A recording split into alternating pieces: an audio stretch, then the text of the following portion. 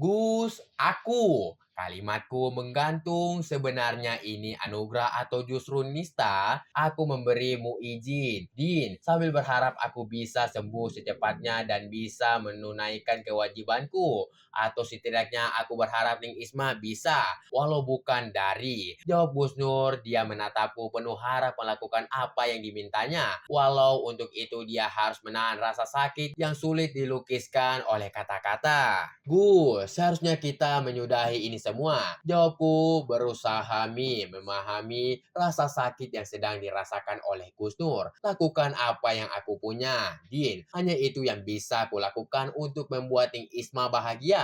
Hanya itu caranya. Aku berjanji apabila kamu melakukan apa yang kupinta, aku akan berusaha untuk menjadikan Ning Sarah sebagai istrimu. Benarkah itu, Gus? Tanyaku penuh harap dan aku percaya Gus Nur bisa membantuku untuk memilih Ning Sarah. Aku janji dan kamu juga harus berjanji untuk terus Ning Isma hingga Gus Nur mengulurkan tangannya mengajakku bersalaman. Aku menyambut uluran tangannya dengan bersuka cita. Aku akan ke masjid, kamu nggak perlu ngikutin aku. Gus Nur mengucapkan salam. Aku melepas kepergiannya dengan harapan Gus Nur bisa membuat mimpiku memiliki Ning Sarah menjadi nyata. Ternyata itu kelakuan kalian. Sungguh memuakan. Sebuah suara yang datang dari belakang membuatku menoleh. Detak jantungku serasa berhenti begitu mengetahui siapa yang baru saja berkata padaku. Ning Sarah, gumamku pelan, bumi yang aku pijak serasa runtuh. Aku akan melaporkan perbuatan kalian ke Abah. Kalian harus diusir dari tempat ini.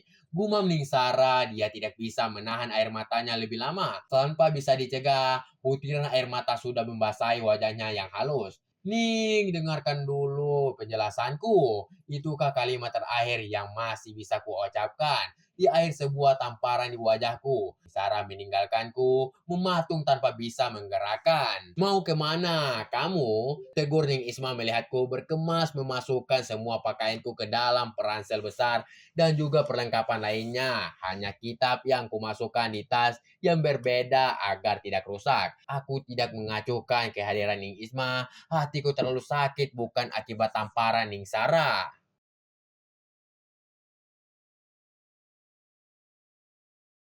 Tapi dia sudah menyingkirkan hatiku darinya. Salah satu sebab aku memilih pesantren ini adalah kehadiran Ning Sarah ketika dia sudah tidak menginginkan aku di sini.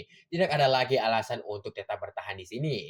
Din, kenapa kamu diam? Ning Isma memegang pundakku. Aku menoleh dengan rasa pilu. Aku harus pergi dari sini, nih. Jawabku pelan tanpa.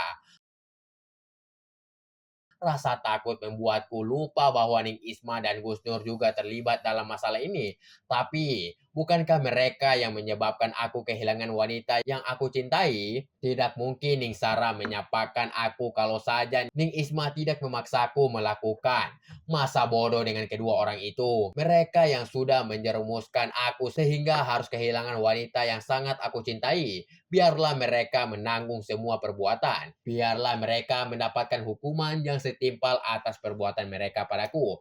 Ada masalah apa? Tiba-tiba kamu akan pergi tanpa memberitahu kami sebelumnya. Ning Isma duduk di atas kayu tepat di hadapanku. Aku berusaha mengacuhkan kehadirannya.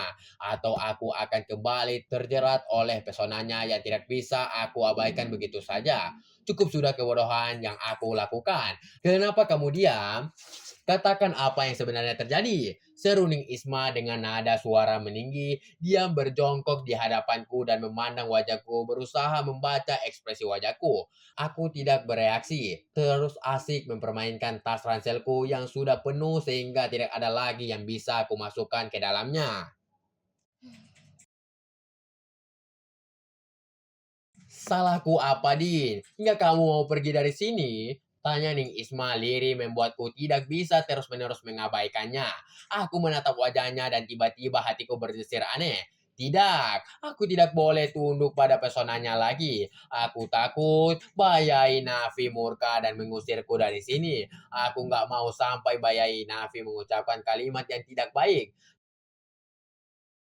Jawabku berusaha keras untuk tidak terpengaruh oleh perasaanku. Aku kembali mengalihkan perhatian ke atas, menghindari wajah Ning Isma. Kecantikannya bisa meruntuhkan hatiku. Padahal sudah jelas dia yang membuatku seperti ini.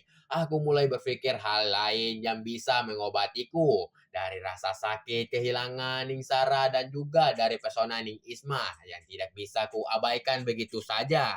Sekarang aku menghadapi masalah yang lebih besar, kemarahan dan kemurkaan Mbah Yai Nafi, entah kehukuman apa yang akan kuterima darinya. Perlahan aku mulai bisa mengabaikan rasa patah hatiku kehilangan Ning Sara. Ada ketakutan lebih besar menghadapi murka Mbah Yai Nafi.